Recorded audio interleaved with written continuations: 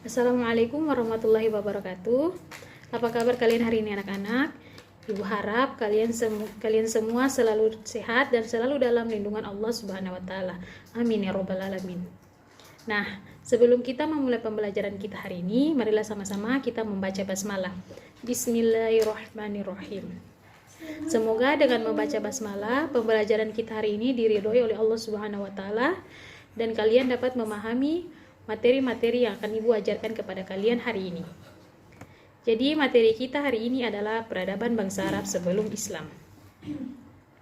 Jadi kepercayaan masyarakat Arab sebelum Islam yaitu kepercayaan yang dibawa oleh Nabi Ibrahim alaihissalam, yaitu ajaran tauhid yang mengajarkan mereka tentang peribadatan dan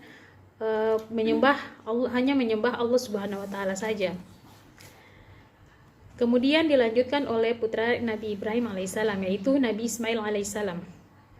Perjalanan hidup Nabi Ibrahim alaihissalam, Siti Hawa, dan Nabi Ismail alaihissalam membawa kebudayaan dan sejarah perkembangan dan peradaban Islam yang masih ada hingga sekarang, seperti Ka'bah, makam Nabi Ibrahim, dan peristiwa kurban yang kita lakukan menjelang Idul Adha. Nah, setelah Nabi Ismail alaihissalam meninggal, mereka mengalami degradasi keimanan, mengalami penurunan keimanan. Banyak kepercayaan yang baru masuk sehingga mengikis keimanan mereka. Salah satunya yang dibawa oleh Amir bin Lu'bay. Pada suatu waktu, Amir bin Lu'bay ini pergi ke Syam untuk melakukan perdagangan. Di sana dia melihat masyarakat Syam itu melakukan peribadatan dengan cara menyembah berhala. Kemudian ia tertarik dan membawa kepercayaan itu ke Jazirah Arab dan mengajarkan kepada masyarakat Jazirah Arab, sehingga muncullah kepercayaan baru yang menyebar di seluruh Jazirah Arab, yaitu menyembah berhala. Nah, berhala yang dibawa Amir bin Lu'bay yaitu Hubal, Lata, Mana, dan Uzza. Hubal adalah berhala yang paling besar yang dibawa oleh Amir bin Lu'bay. Nah, anak-anak, inilah gambar dari sistem peribadatan bangsa Arab sebelum Islam, yaitu mereka menyembah berhala dengan menaruh sesajen-sesajen atau sesembahan agar berhala tersebut mengabulkan permintaan-permintaan mereka. Nah, faktor-faktor penyebab penyimpangan. Yang pertama, kebutuhan akan keberadaan Tuhan. Jadi mereka membutuhkan Tuhan karena mereka keinginan mereka itu tercapai. Kemudian kecenderungan mengagungkan leluhur. Jadi masyarakat Arab pada zaman dahulu itu mereka mengagungkan leluhur mereka karena mereka meyakini jika mereka mengagungkan leluhur mereka, maka leluhur mereka itu akan menjaga dan menjamin keselamatan mereka. Kemudian rasa takut terhadap kekuatan alam. Mereka takut akan bencana-bencana alam yang terjadi. Maka itu mereka membutuhkan keberadaan Tuhan agar mereka terhindar dari bencana-bencana tersebut. Selain menyembah berhala, ada pula kepercayaan yang lain di Jazirah Arab. Yang pertama, menyembah malaikat.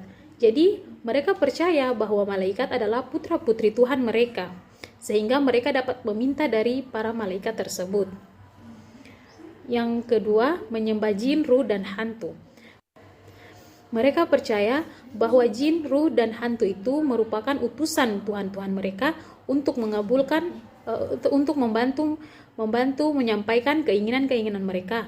Maka dari itu mereka menaruh sesajen, sesembahan untuk para jin, ruh, dan hantu. Kemudian menyembah bintang-bintang.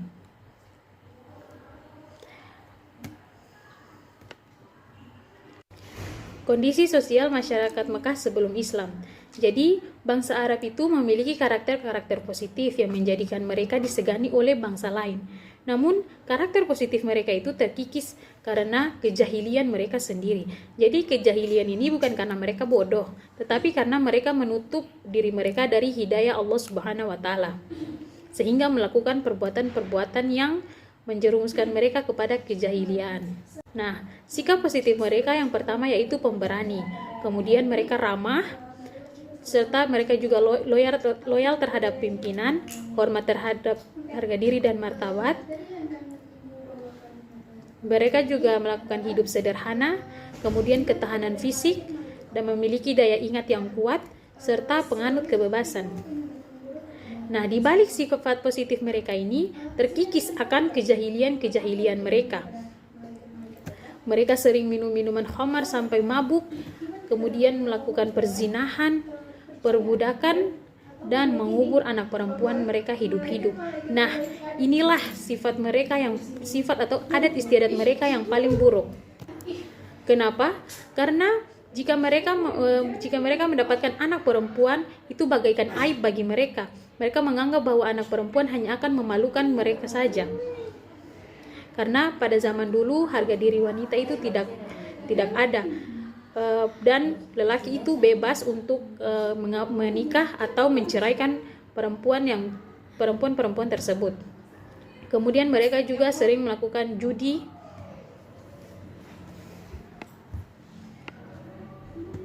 Nah, kondisi ekonomi masyarakat Mekah sebelum Islam. Jadi, kondisi ekonomi masyarakat Arab sebelum Islam itu ada beberapa. Mereka yang melakukan pertanian, kemudian peternakan, ada juga perniagaan dan riba. Jadi masyarakat kota yang melihat lahan subur, mereka melakukan pertanian. Ada juga yang melakukan peternakan. Peternakan yang dilakukan adalah dengan menternakan hewan peliharaan mereka sendiri ataupun milik orang lain. Kemudian perniagaan mereka melakukan perdagangan ke daerah-daerah atau ke kota-kota besar seperti Taif dan Yaman. Kemudian riba ini sudah dilakukan suku Quraisy semenjak dulu.